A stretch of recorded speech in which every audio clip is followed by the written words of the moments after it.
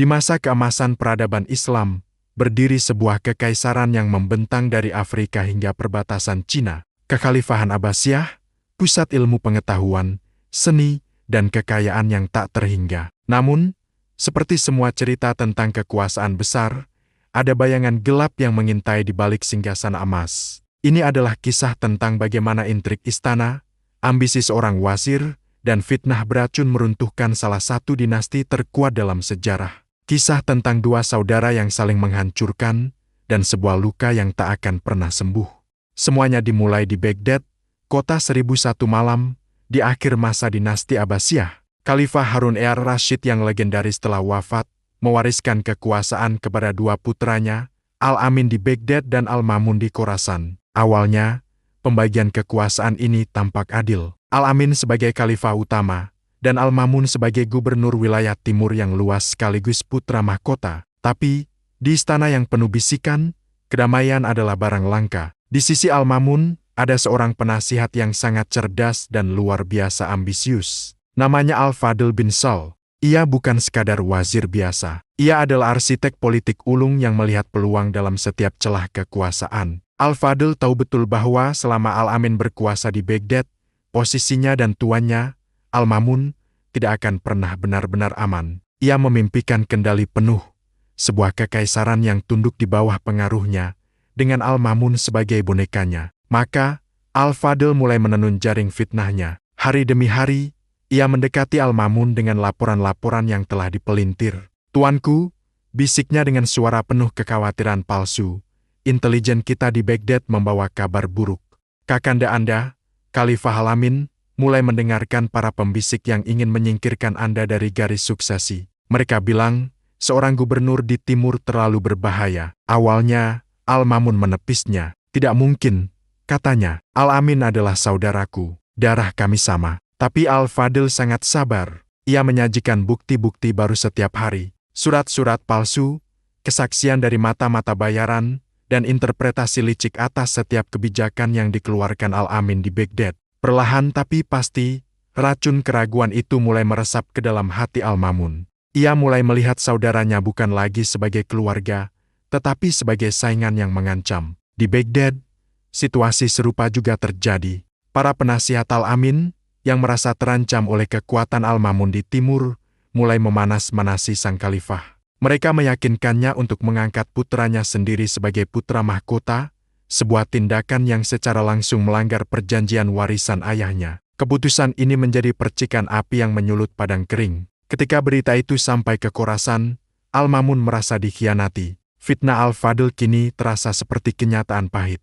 Perang saudara pun tak terhindarkan. Sejarah mencatatnya sebagai fitnah keempat, sebuah konflik brutal antara dua putra Harun ar-Rasyid. Ini bukan sekadar perang antar tentara. Ini adalah perang yang membelah masyarakat. Jalan-jalan Baghdad yang dulu ramai dengan para penyair dan ilmuwan, kini dipenuhi oleh tentara bayaran dan milisi yang saling bermusuhan. Rakyat jelata dipaksa untuk memilih pihak, tetangga melawan tetangga, keluarga terpecah belah. Pasukan Al-Mamun, yang dipimpin oleh jenderal brilian bernama Tahir bin Husain, bergerak maju menuju Baghdad.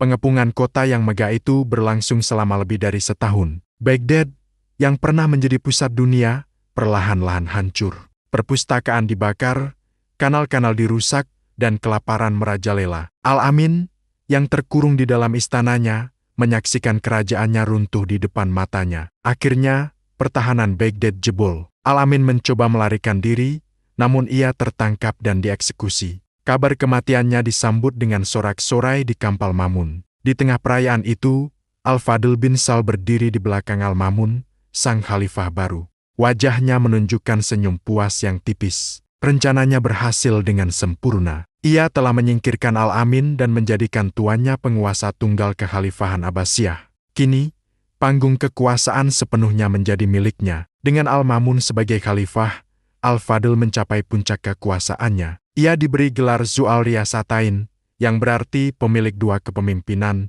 yaitu kepemimpinan sipil dan militer. Praktis, tidak ada keputusan penting di kekhalifahan yang bisa diambil tanpa persetujuannya. Ia mengendalikan pengangkatan gubernur, mengatur kas negara, dan memimpin tentara. Al-Mamun, yang sibuk dengan minatnya pada filsafat dan ilmu pengetahuan, menyerahkan hampir semua urusan pemerintahan kepada wazirnya yang ia percaya itu. Namun, kekuasaan absolut cenderung membutakan. Al-Fadl menjadi semakin arogan. Ia menempatkan orang-orangnya di posisi-posisi strategis dan menyingkirkan siapa saja yang dianggap sebagai ancaman. Ia bahkan menyembunyikan berita-berita penting dari Al-Mamun, termasuk pemberontakan yang mulai meletus di berbagai wilayah karena ketidakpuasan terhadap pemerintahannya. Ia ingin sang khalifah hanya melihat apa yang ia ingin lihat, sebuah kekaisaran yang damai dan stabil di bawah kendalinya. Tetapi, kebenaran selalu menemukan jalannya. Beberapa bulan setelah kemenangannya, Al-Mamun mulai merasa ada yang tidak beres.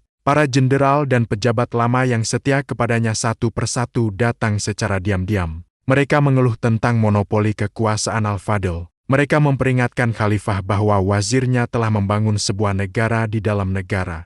Titik baliknya datang ketika Al-Mamun akhirnya mengetahui tentang skala pemberontakan yang sebenarnya, sebuah informasi yang selama ini ditutup-tutupi oleh Al-Fadl. Sang khalifah merasa seperti orang bodoh yang dikendalikan. Orang yang paling ia percayai, yang telah membantunya naik takhta, ternyata adalah ular yang melilit lehernya sendiri. Rasa terima kasihnya berubah menjadi kemarahan dan ketakutan. Ia sadar, selama Al-Fadl hidup, ia tidak akan pernah menjadi khalifah yang sesungguhnya. Al-Mamun adalah seorang pemikir yang dingin dan kalkulatif. Ia tidak bisa menyingkirkan Al-Fadl secara terbuka, karena itu akan memicu perang baru dengan para pendukung wazirnya yang kuat. Ia butuh solusi yang senyap, cepat, dan tidak meninggalkan jejak. Sebuah solusi yang sesuai dengan dunia intrik istana yang gelap. Maka, sebuah rencana rahasia pun disusun. Suatu malam, saat rombongan khalifah sedang dalam perjalanan, mereka berhenti di sebuah kota kecil. Al-Fadl diundang untuk bersantai di sebuah pemandian umum istana,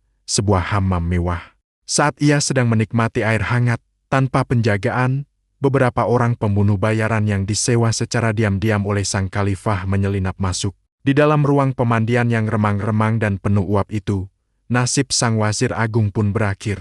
Ia tewas dengan beberapa tusukan belati di punggungnya. Kematian yang ironis bagi seorang dalang yang selalu bekerja dari balik layar. Ambisinya yang tak terbatas akhirnya dibayar dengan nyawanya sendiri, di tangan orang yang telah ia bantu untuk berkuasa. Ketika berita kematian Al-Fadl tersebar, Al-Mamun berpura-pura marah dan terkejut.